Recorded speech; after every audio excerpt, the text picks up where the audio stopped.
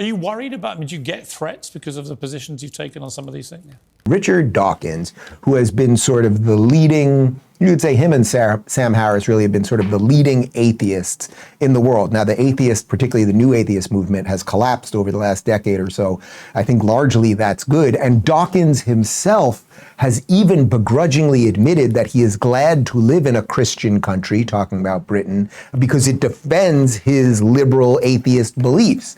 I want to throw back to a clip from about a year and a half ago. He was on Piers Morgan, and here they are talking about an ISIS bride and Islam, and you can see how nervous he gets, although doesn't really have a problem criticizing, say, Christianity.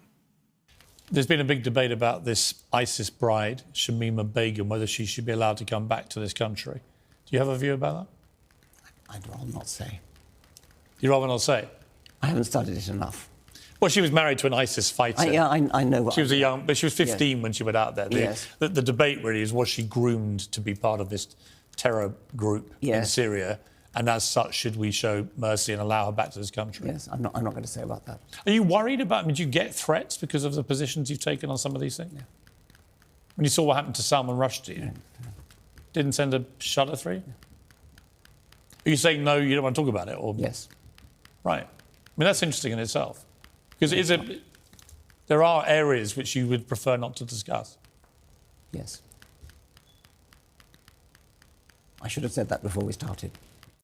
That's a chilling clip. Let me give some kudos to Piers for doing a nice job right there. Richard Dawkins has spent his life attacking Christianity, largely attacking the West, because if you're attacking Christianity, and you end up attacking the West, and the West is the thing that defended your life as a liberal atheist.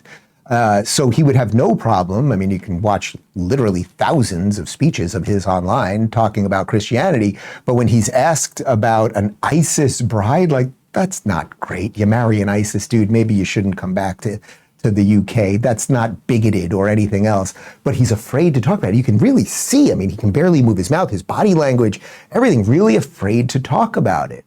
That is a problem, I would say, and it's a direct problem with what's happening in the UK right now.